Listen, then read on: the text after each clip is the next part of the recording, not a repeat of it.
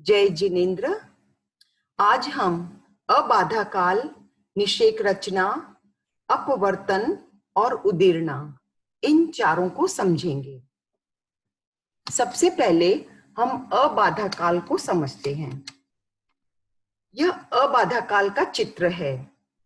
इस चित्र में आप नीचे के रिक्त स्थान, खाली स्थान जो देख रहे हैं वह अबाधा काल है। कर्म प्रति समय बंध रहे हैं, वे अबाधा काल के ऊपर से ही सजाए जाते हैं।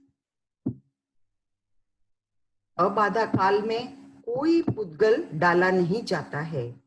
इसका अर्थ हुआ, कर्म बंध होते ही कभी अपना फल देना प्रारंभ नहीं करता है, बल्कि कुछ काल पश्चात परिपक्व दशा को प्राप्त होकर ही उदय में आते हैं। इसका अर्थ हुआ, बंधे हुए कर्म जब तक उदय में आने शुरू न होए तब तक का काल अबाधा काल कहलाता है। बाधा शब्द का अर्थ है उदय रूप पीड़ा। जब तक जीव को उदय रूप पीड़ा होनी शुरू न हो तब तक का काल अबाधा काल कहलाता है। जीव जिस क्षण में कर्म पुद्गलों का बंध करता है, उसी क्षण से उनमें फलदान की क्षमता उत्पन्न नहीं होती है। प्रारंभ में उनका केवल कर्मात्मक रूप बनता है और इस फलदान रहित स्थिति को अबाधा काल कहते हैं। यहाँ पर बाधा का अर्थ अंतर बतलाया गया है। कर्मबंध और कर्मोदय के मध्य का अंतर का काल अबाधा काल है। कर्म प्रकृतियों के बंध होने पर जब तक उनका उदय या उदीर्णा नहीं होते, तब तक का समय उस प्रकृति का अबाधा काल कहा जाता है। सरल शब्दों में समझें तो अबाधा कर्म की सत्ता कालीन वह अवस्था है जिसमें कर्म उदय में आकर जीव को फल नहीं दे सकते हैं। एक कोटा कोटि सागरोपम स्थिति का अबाधा काल 100 वर्ष का होता है। तब स्वाभाविक है कि यदि कोई 70 कोटा कोटि सागरोपम की स्थिति का कर्म बांधे तो अबाधा काल 7000 वर्ष होंगे। पुनः समझें, अबाधा काल को कर्म पुद्गलों से पूर्णतया रहित दिखलाया गया है। इससे स्पष्ट है कि अबाधा काल के ऊपर से कर्म पुद्गल सजाए जाते हैं, उनके भीतर बिल्कुल नहीं। अबाधा काल में पुद्गल नहीं है तो उदय भी नहीं है। इसके पश्चात हम निषेक रचना को समझें। यहाँ ये जो स्थिति है, ब्लैंक जो भी आप देख पा रहे हैं, ये सारी अबाधा काल है। कर्म जीव ने यहां से बांधना शुरू किया और सजाता वह अबाधा काल के पश्चात से है। ये जितनी डॉट्स आप देख रहे हैं वे सारे कर्म पुद्गल हैं। ये यहाँ तक की स्थिति उस जीव ने बांधी। यदि इससे भी बड़ी स्थिति बांधेगा तो निषेक रचना कुछ और ऊपर चली जाएगी। यदि छोटी स्थिति बांधेंगे तो निषेक रचना कुछ नीचे रह जाएगी। इसके पश्चात हम निषेक रचना को देखें।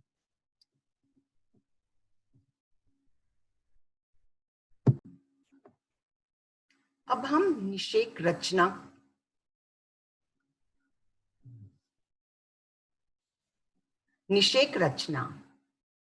हम जो प्रति समय कर्म का बंध करते हैं, उनकी स्थापना अर्थात उनको सजाने को निषेक रचना कहते हैं। निषेक शब्द निह प्लस सिंच धातु से बना है। इसका अर्थ स्थापित करना, सिंचित करना है। जिस समय हम कर्म का बंध करते हैं, उसी समय उसका अबाधा काल छोड़कर कर्म दलिकों की निषेक रचना होती है। यह निषेक रचना सदैव गोपुच्छाकार होती है, अर्थात गाय की पूंछ के आकार जैसी। अर्थात शुरू में चौड़ी, स्टार्टिंग पॉइंट में चौड़ी और ऊपर जाते जाते संकड़ी होती जाती है। निषेक रचना में सदैव प्रथम समय में दलिक अधिक और क्रमशः ज्यों ज्यों हम ऊपर जाते हैं त्यों त्यों दलिक कुछ कुछ कम होते चले जाते हैं। ये स्वाभाविक भी है, क्योंकि निषेक रचना का शेप भी ऊपर से क्रमशः संकड़ा होता जाता है। अबाधा काल के ऊपर प्रथम समय में सजाए हुए दलिक प्रथम निषेक कहलाते हैं। उससे थोड़े कम दलिक दूसरे समय में भोगने योग्य होते हैं। वे दूसरे समय में सजाए जाते हैं, उन्हें दूसरा निषेक कहते हैं। तीसरे समय में और कम दलिक भोगने योग्य होते हैं, उन्हें तीसरे समय में सजाते हैं, इसे तीसरा निषेक कहते हैं। इस प्रकार जितने कर्म या जितनी स्थिति का बंध होता है, उस स्थिति बंध के अंतिम समय तक पहले पहले समय की अपेक्षा पीछे पीछे के समय में हीन हीन अर्थात कम कम दलिकों को सजाते हैं। इस प्रकार अबाधा काल के ऊपर के समय से लेकर उस कर्म की जितने काल तक की स्थिति बंध है, उस काल के अंतिम समय तक जितना समय होता है उतने निषेक होते हैं। इसे हम निषेक रचना कहते हैं। यदि हमने 70 कोटि सागरोपम की स्थिति बांधी तो सजाना हम बिल्कुल एकदम नीचे से इस जगह से शुरू करेंगे और यहां तक 70 कोटि तक हम उन्हें सजाते रहेंगे। लेकिन ध्यान रहे, अबाधा काल में इस समय में कोई भी पुद्गल नहीं डाला जाता है। यह स्थान बिल्कुल ब्लैंक रहता है। यह हमारी निषेक रचना पूरी हुई।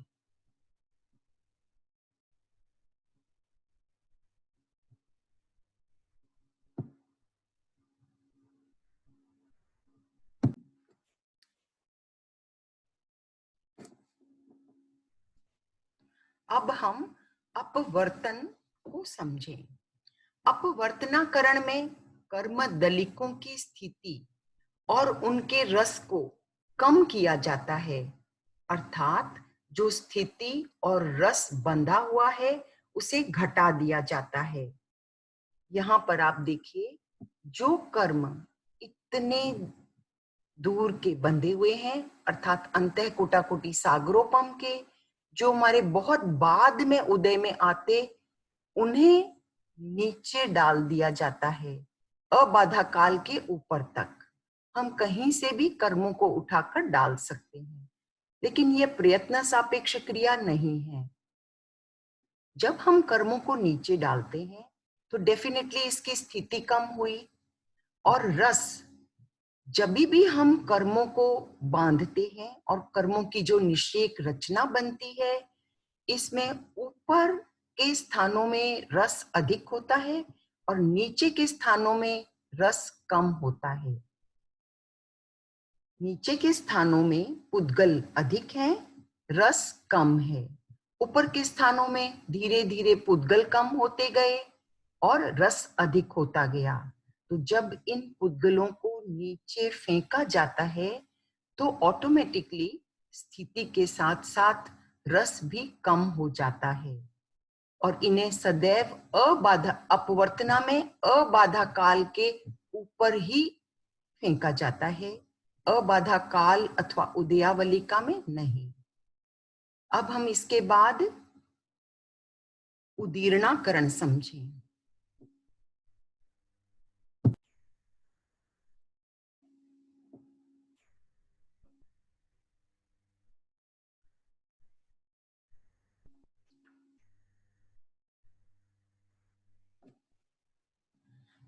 यह उदीर्णा का चित्र है। उदीर्णा सदैव उदय प्राप्त कर्मों की ही होती है, अन्य की नहीं। देखिए, जब जब हमारे कोई भी कर्म, चाहे संस्थान हो, सहनन हो, उदय को प्राप्त हैं, तब उस जीव के लिए उन्हीं संस्थान या संघनन की उदीर्णा संभव होती है, अन्य की नहीं।